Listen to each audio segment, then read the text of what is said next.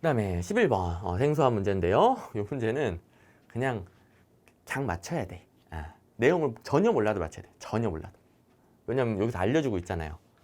변화의 시작의 시간적 전후관계나 동반관계, 변화 과정의 시간적 장단 관계를 뭐지 이거? 사회현상 연계 적용한다. 정책이 실제로 실행되는 타이밍, 학습 시간, 발생 순서 등이 정책 효과를 다르게 할 수 있다.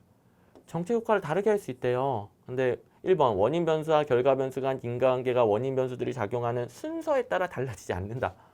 이런 순서에 따라 달라진대. 이거는 뭐 여기서 정답을 알려줬기 때문에 난이도 최하죠. 내용 몰라도 풀 수 있죠. 자, 이 이론이 뭐냐면 시차 이론인데요.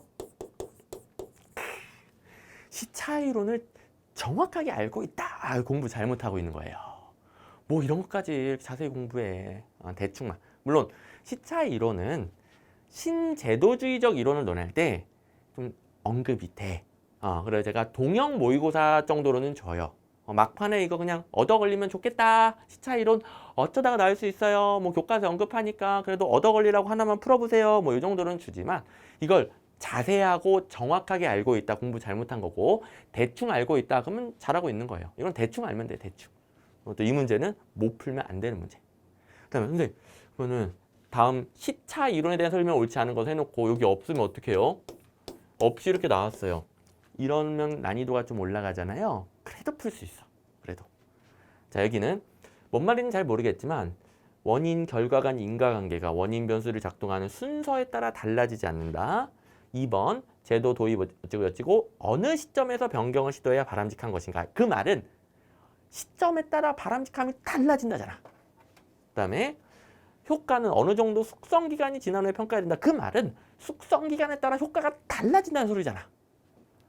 시차적 요소에 대해 적절하게 고려하지 않아 실패했다. 시차적 요소에 따라 달라지니까 고려하지 못하면 실패하고 고려하면 성공하고 지 혼자만 달라지지 않는데 시간적인 요소와 관련하여 1번 지 혼자만 달라지지 않는다 그러고 나머지는 달라진다잖아요. 그러면 우리 객관식 사지선다. 4개 중에 따로 노는 거 하나 고르면 내용과 관계없이 답이죠. 무조건 답이잖아. 무조건. 심지어 4개 중에 하나는 모르겠어. 이거 어떻게 적어야 되니? 잘 안 되는데. 이렇게 그래. 4개 중에 하나는 모르겠어. 근데 3개 중에 하나가 따로 놀아. 지 혼자 따로 놀아. 이 새끼가 새끼손가락에서 그런 거예요. 새끼손가락. 이 새끼가 따로 놀아. 그럼 답이지 뭐. 우리 객관식 사지선답니다. 물론 여러분들 이런 요령만 피우라는 게 아니라 제가 처음에 말했잖아요. 기출문제 중심으로 탄탄하게 자기가 알고 있는 거 확실하게 가져. 그럼 그 패턴으로 풀어내고 기출문제를 풀다 보면 4개 중에 따로 오는 거 하나 고르면 되네. 이런 것들도 깨달아 가는 것이지. 저는 그냥 말로 표현해 줬을 뿐. 여러분들 저처럼 저는 이제 강사니까 말로 떠들지만 저처럼 말로 표현해도 기출문제 여러 번 본 사람들은 자기도 모르게 이렇게 풀어요. 자기도 모르게. 그런 분들이 쉽게 합격하는 거지. 그런 분들이 80점 넘는 거지. 17년도, 18년도, 19년도 국가직 7급이 상당히 어려웠는데 17년도도 뭐 이 정도 난이도였습니다. 17년도에 95점 맞은 학생이 선생님 덕분에 합격했습니다. 라고 이제 찾아왔는데 95점 맞은 학생, 이 난이도에서 95점 맞은 학생 이걸 잘했어요. 일단 기출문제에서 헷갈리는 게 없어. 그리고 그 다음에 잘한 게 뭐다? 이런 요령. 별것도 아니잖아요. 사지선다. 4개 중에 하나 따로 노는 거 고르면 맞는다. 오케이. 근데 이런 테크닉도 어느 정도 내공은 필요한 거 아시죠? 그러니까 기출문제 철저히 보라는 것이고. 오케이. 그다음에 뭐니 이거? 동형 모의고사. 제가 이거는 얻어 걸려라 라고 해서 동형 모의고사 9회 15번에서 준 건데요. 제가 맞췄다 이걸 자랑하는 게 아니라 그냥 요 정도만 알고 있으면 되는 이론이다 라는 의미예요. 시간 변수를 중요한 분석 요소로 도입했다. 제도의 도입 과정에서 도입 순서 혹은 선후관계의 변화, 원인 변수의 순화, 작동 순서의 변화 등으로 사회 현상을 분석하는 것을 시차 이론이라고 이거 넘어가지 말고 죄송합니다. 시차 이론이라고 한다. 오케이.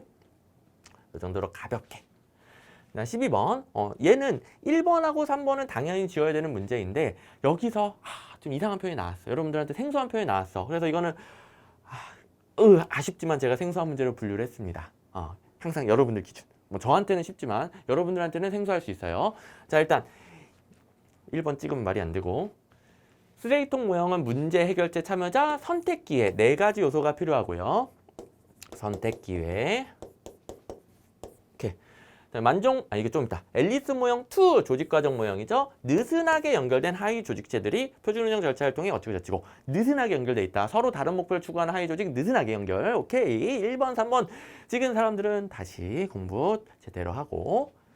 그래서 2, 4번이 문제인데 이런 것까지 그러니까 일단 4번에 뭐 어떤 전략 이런 것까지 다 공부하기 힘들어요. 그것도 나온 적이 없어. 없어. 2번. 이 병렬적이라는 표현의 의미가 뭔지 모르겠어.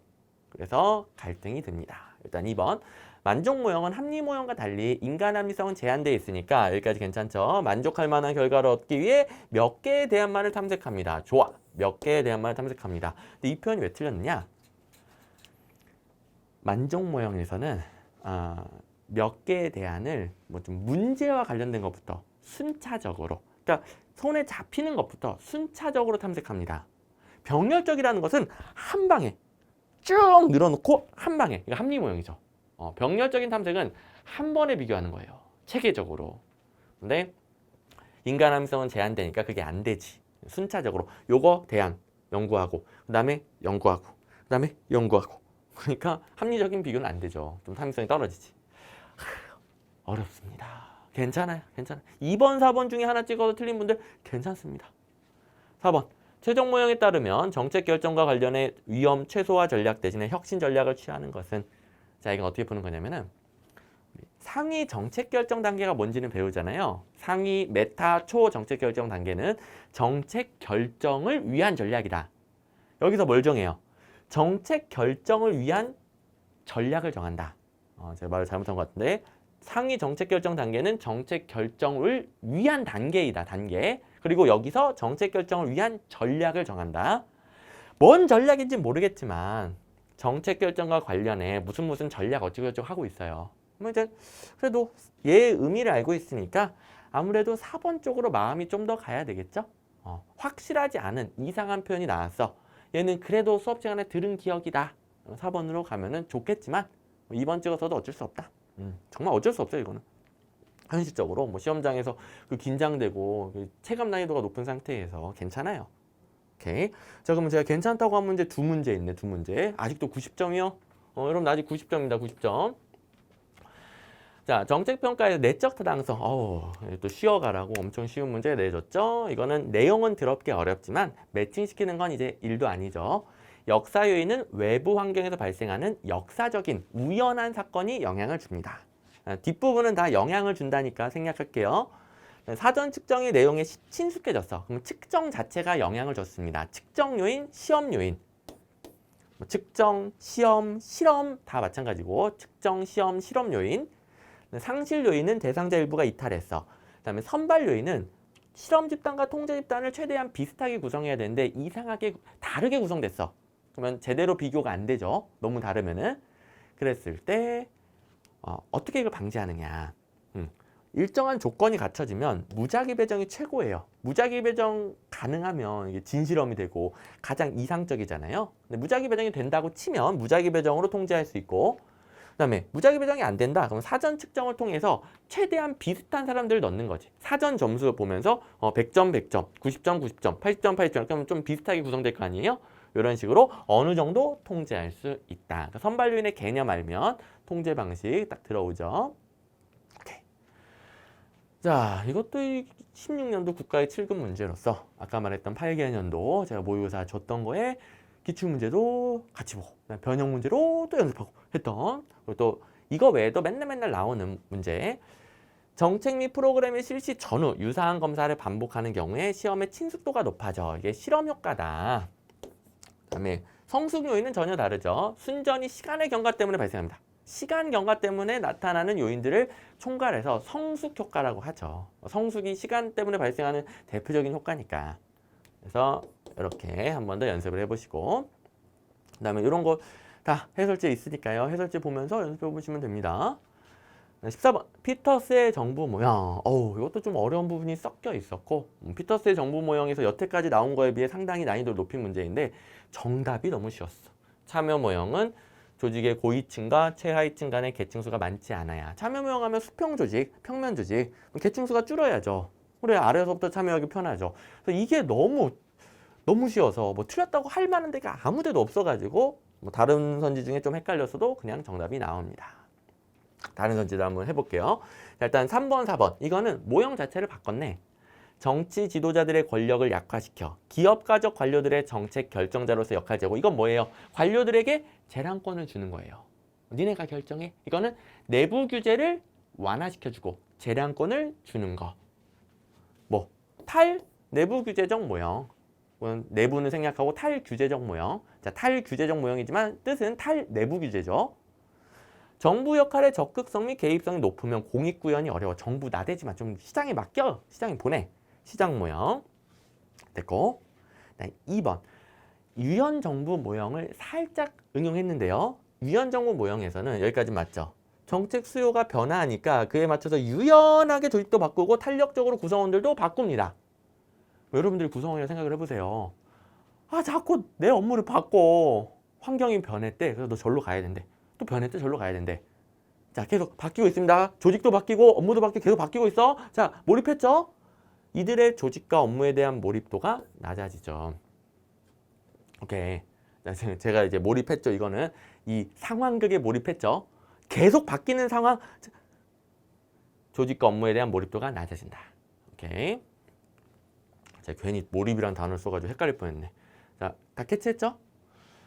정부 조직은 가급적 계층제를 탈피하고 평면 조직, 수평 조직을 도입하는 것이 좋다. 참여적 거버넌스. 이게 너무 쉬운 게 있어가지고 뭐 기출문제 집에 있었던 거 이거 풀면 됩니다, 그냥. 그리고 가끔 질문하신 분이 선생님 이렇게 옛날 문제까지 봐야 되나요? 제가 기출문제 집에 넣어놓은 건 다 보는 거예요. 왜? 똑같이 나오잖아. 계층제 탈피, 평면 조직.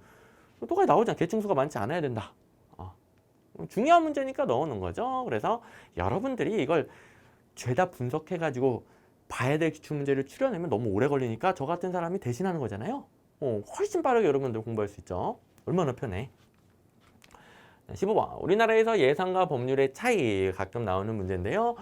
이런 거 단순 암기기 때문에 제가 암기하는 표를 쭉 만들어줬죠. 그리고 기출문제집에도 있고 국회는 발의 제출된 법률안을 수정 보완할 수 있으니까 국회지 뭐. 근데 예산안에 대해서는 제약이 좀 있어요. 근데 국회는 본연적으로 감액하는 기능을 해요. 예산을 통제하기 위해 감액하는 기능. 그래서 감액은 정부 동의 없이 마음대로 할 수 있습니다. 근데 증액하거나 세비목 설치 시에는 정부 동의가 필요하죠. 감액은 맘대로. 그러니까 무조건 수정할 수 없다는 아니에요. 정부 동의 없이 무조건 수정할 수 없다 틀려요. 감액은 맘대로. 오케이. 2번. 12월 2일 보고 당황하신 분들 잘 들어보세요. 법률안은 의결기간에 제한이 없죠. 예산안은 언제까지 의결해야 돼요? 회계연도 개시 30일 전. 회계연도 개시 30일 전. 1월 1일에서 30일 전. 12월 2일. 이건 그냥 회계연도 개시 30일 전이고요. 그때까지 의결이 완료돼야 됩니다. 예산 심의가 끝나야 돼. 예산 심의는 뭘로 끝나요? 본회의 의결로 끝나지. 본회의 의결로. 예산 심의 절차 외웠던 거 그대로 적용. 본회의 의결로 끝난다. 그다음에 대통령은 국회가 의결한 법률안에 대하여 거부권이 있죠. 근데 예산에 대해서는 거부권 없죠. 제2요구권도 없죠. 거부권과 제2요구권 둘 다 없습니다. 그다음에 4번. 법률은 국가기관과 국민을 다 구속하니까 법률이지. 근데 예산은 국민은 구속하지 않고 국가기관에 대해서만 구속하죠. 다 나왔던 건데요. 뿅 볼까요?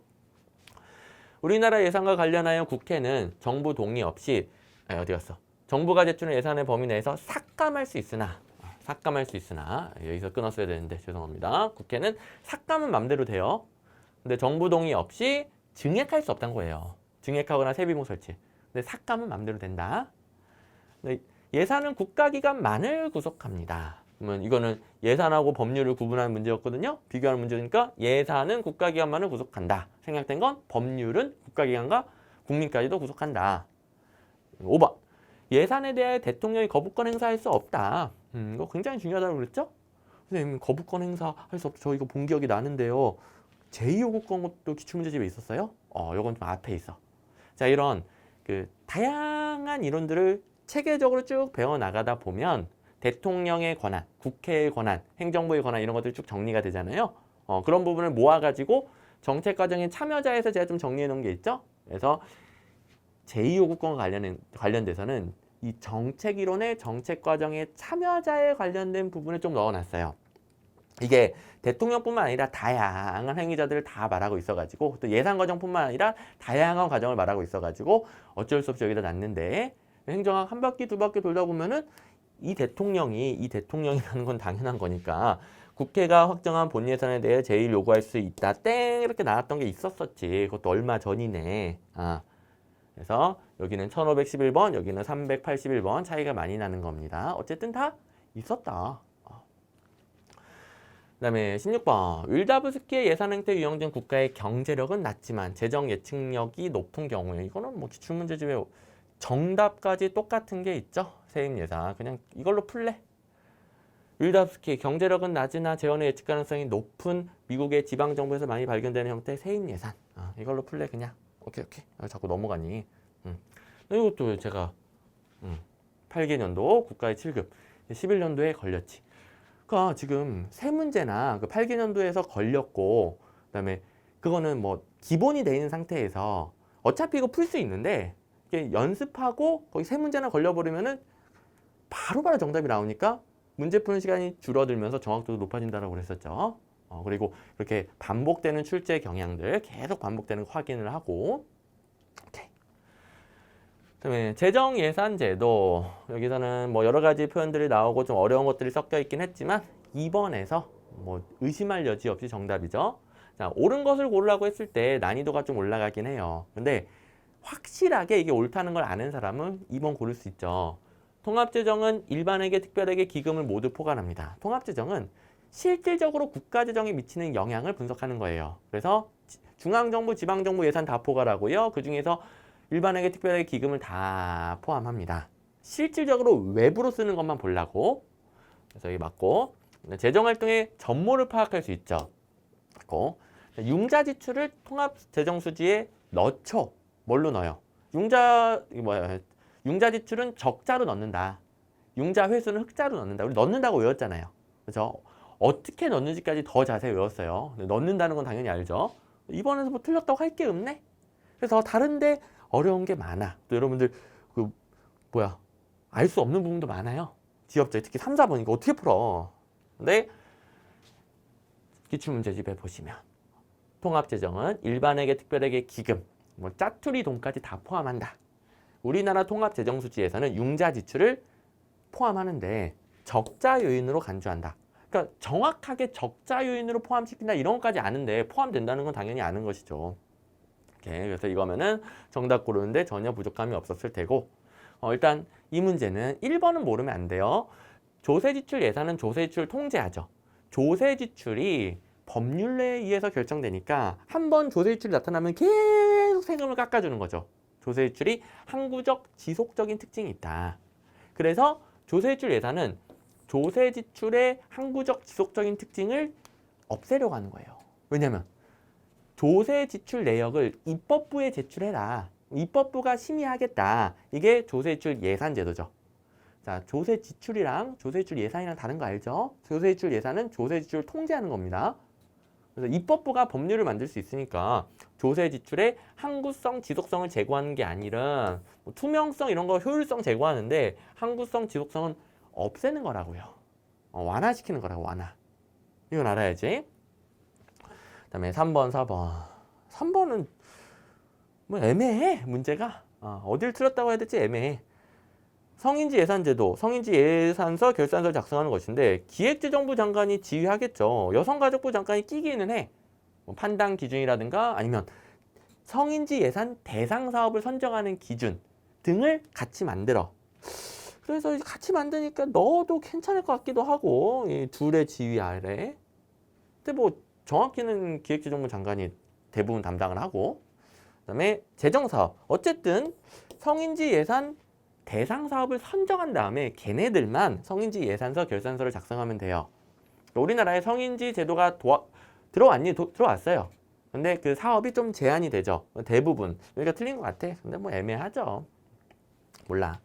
4번. 예비타당성 조사는 여기는 되고 여기는 안 된다. 이걸 어떻게 외워? 뒷부분도 되는데 다 돼요. 다 돼요. 법률에 다 나열돼 있어요.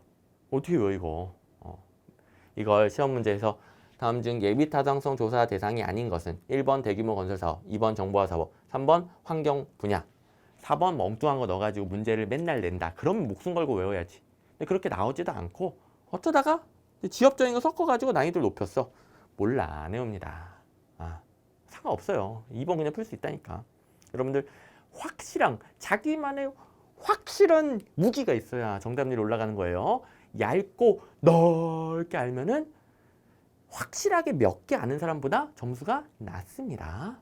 우리 사지선다밖에 안 돼요. 꼭 이 점 명심하세요. 다른 과목도 해야 돼. 시간 없어.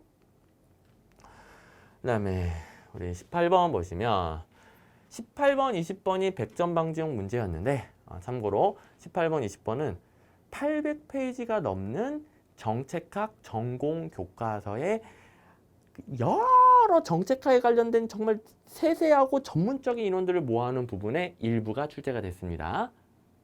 그 말은 뭐예요? 공부 못한다고요, 이거. 이거는 그냥 틀리는 거예요, 그냥. 찍는 거예요, 찍는 거. 오케이? 이거 내용 몰라도 됩니다. 제가 이거 설명 안 할 거예요. 해설에는 제가 어쩔 수 없이 내용을 적어놨어. 해설에는. 설명 안 할 거예요. 물론 이러다가 마음 약해져가지고 어려운 부분, 여러분들 궁금한 부분만 조금 하고 넘어가긴 할 건데 어쨌든 기본적으로 안 할 겁니다.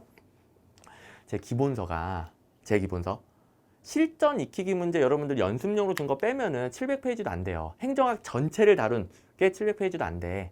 근데 정책학 대학 교수님의 전공 교과서는 정책학만 800페이지가 넘어. 그러면 다 그냥 800페이지 넘거든요. 그럼 8 곱하기 7, 파트가 7개니까 8, 7에 50, 5600페이지 공부할래요? 5600페이지 공부하면 맞출 수 있어. 5600페이지. 안 되겠죠? 정책 이론만을 위해 800페이지? 안 되겠죠? 공부 못하는 겁니다, 현실적으로. 틀려도 돼. 아직까지 우리 85점이야, 이거 틀려도. 자, 지금 찍어서 맞는 걸 제외하고도 85점입니다, 아직까지. 자, 일단 정답만. 혁신학사는 주로 국가적인 수준에서 연구를 해요. 그래서 중위 수준, 거시 수준. 국가하면 좀 더 큰 단위니까. 근데 학사는 개인적인 선택. 요 부분, 미시적인 수준은 미진합니다. 그래서 어떻게 바꿔야 되니? 이렇게 하지 말고. 어쨌든 틀렸고. 자, 중위 수준이 거시 중위 수준이 주된 연구 대상, 미시 수준은 미진. 이제 이렇게 색깔끼리 맞춰놨습니다. 오케이. 그다음에 선도자, 초기 수용자, 초기 다수, 후기 다수, 마지막 지체자 막 이렇게 있는데 그 중에서 초기 수용자는 소속 집단의 신망을 받는 이들로서 그 사회에서 여론 선도자일 가능성이 높대요. 이렇게 그냥 그 교과서에 적혀 있어요. 제가 그래서 궁금할까봐 해설에 선도자는 뭐고, 초기 수용자는 뭐고, 초기 다수는 뭐고, 후기 다수는 뭐고, 지체자는 뭔지 적어놨어. 그냥 읽어보고 궁금증 해결하고 버려. 버려.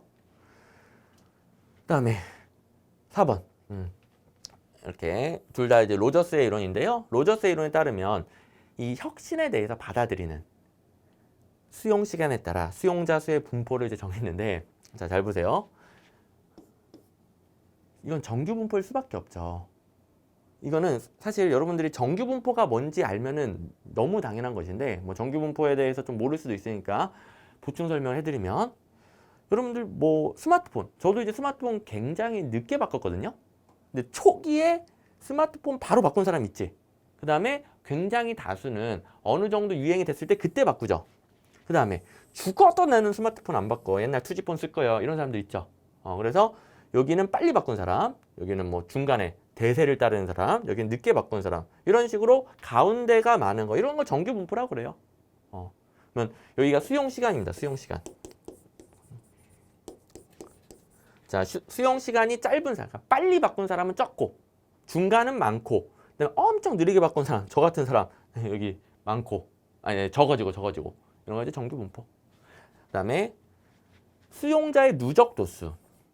누적시키면 어떻게 돼요? 누적이라는 거는 다 더하는 거잖아요. 요거 더하기, 요거 더하기, 요거 더하기, 요거 더하기, 요거 더하기. 더하면 어떻게 돼? 더하면 계속 이렇게 가야지. 근데 여기서 확 증가해, 확. 자, 처음에는 천천히 증가하다가 갑자기 확 증가합니다. 그다음 여기서는 다시 또 더하는 게 적어지죠. 이만큼 더하다가 요거 더하고 요거 더하고 그러다 줄어들어, 증가하는 양이. 당연한 거 아니야, 이거? 무슨 자? S자. 그냥 궁금할까 봐. 끝. 방금 전에 뭐 한 거예요? 무슨 말인지 모르겠어요. 넘어가도 됩니다. 네, 19번. 1980년대 이후 주요 국가들의 예산개혁에 대한 설명으로 옳은 것은, 자, 이 문제는 2, 3, 4번이 배우긴 한 거예요. 근데 상당히 어려워. 근데 1번은 너무 당연히 맞았어. 1980년대 이후 성과주의니까 신성과주의, 신공관리론의 성과관리 도입했죠.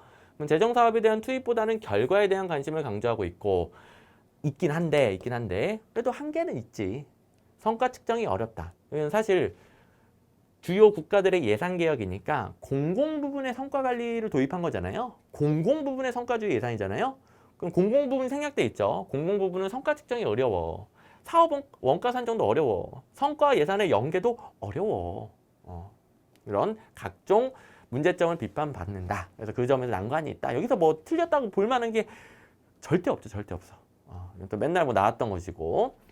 그래서 기출문제집에 있는 거 이것도 연습한 거 국가직 7급 4개나 걸렸네. 4개나 걸렸어. 1990년대에 새롭게 주목받게 된 성과관리 예산제도 산출 또는 성과를 중심으로 하죠. 투입보다는.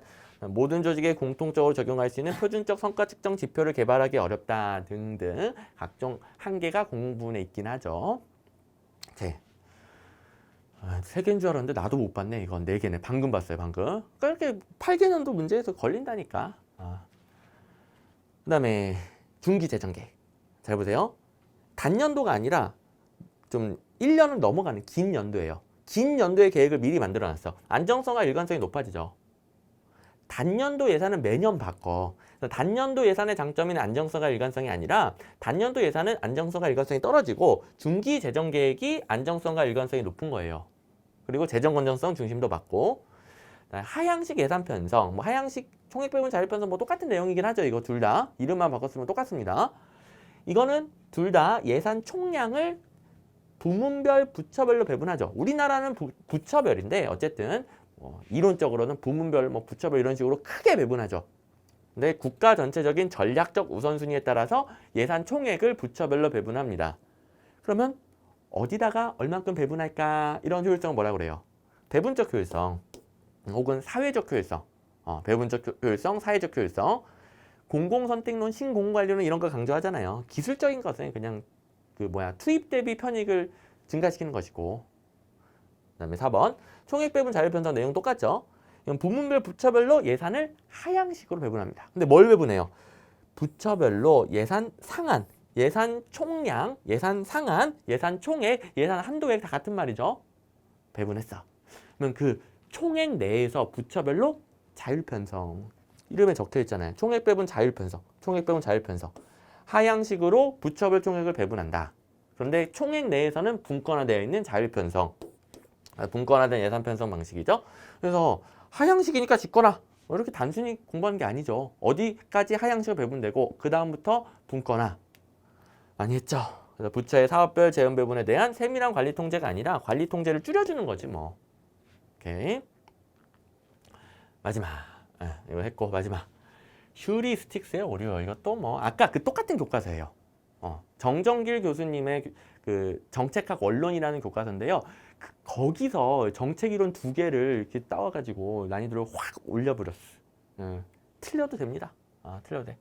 휴리스틱스가 뭔지만 한번 들어보세요. 휴리스틱스는 합리 모형과 대비되는 거예요. 완벽하게 이상적인 결정, 완벽하게 합리적인 결정이 아닌 거예요. 휴리스틱스. 이게 휴자가 휴먼할 때 휴자거든요. 어원이 휴먼, 인간의 한계 때문에 오는 오류예요. 완전 객관적인 합리적인 판단이 아니라 인간은 아무래도 인지 능력이 한계, 제한된 합리성을 가지죠. 그래서 주관적으로 판단하게 되고 주관적으로 판단하게 되면 오류를 범할 수 있어요. 그래서 휴리스틱스, 인간의 판단, 그로 인한 오류, 요 용어만 챙겨두세요. 합리 모형 아니다. 합리 모형 아니다. 그리고 이 휴리스틱스의 오류를 그 책에서 막 여러 가지 놨어. 다 공부 안 해도 됩니다. 재미는 있어. 재미는 있어가지고 저도 막 가르쳐주고 싶어서 근질근질한데 공부 안 해도 됩니다. 자, 일단은 이 정답만 볼게요. 이게 어떻게 생각하는 것이 다르게 생각하는 것보다 더 쉽기 때문에 생각이 더 쉽기 때문에 발생한 오류. 그래서 상상의 용이성이에요. 일단 키워드는 여기 있습니다. 얘만 설명해 줄게요. 이런 거예요. 10명으로 여기다 다시 쓰죠.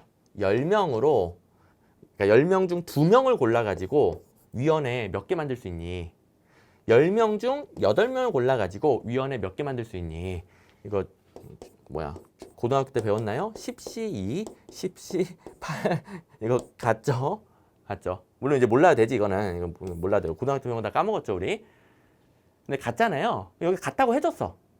같은데 알려줬어요 다. 같은데 사람들은 얘가 더 많을 것이다 라고 생각하는 경우가 되게 많대요. 왜냐? 2명 뽑아서 위원회 만드는 것은 상상하기가 너무 편해. 얘 2명? 1, 2번, 3, 4번, 5, 6번, 1, 10번 뭐 이렇게 상상하기가 편해. 근데 8명 뽑아서 만드는 것을 상상하려고 머리가 터져. 상상이 잘 안 돼. 어떻게 8명 뽑아야 될지. 그러니까 이게 많다라고 생각하는 오류를 범하는데 실제로는 뭐다? 같다. 그래서 생각하기 쉬운 것이 더 많다고 생각하는, 그러니까 예시를 생각하기 쉬운 것이 더 많다고 생각하는 오류가 상상의 용이성이래. 고요. 뭐 허위 상관은 우리 아는 용어고요. 허위 변수가 있어서 허위 상관관계를 진짜인 것처럼 착각하는 거. 고착화 같은 경우에는 살짝만 설명하면은 처음에 생각했던 것이 고착돼 버린 거예요. 그 다음부터는 계속 거기에 맞춰서 해석하다 보니까 객관적인 걸 못 보는 거지.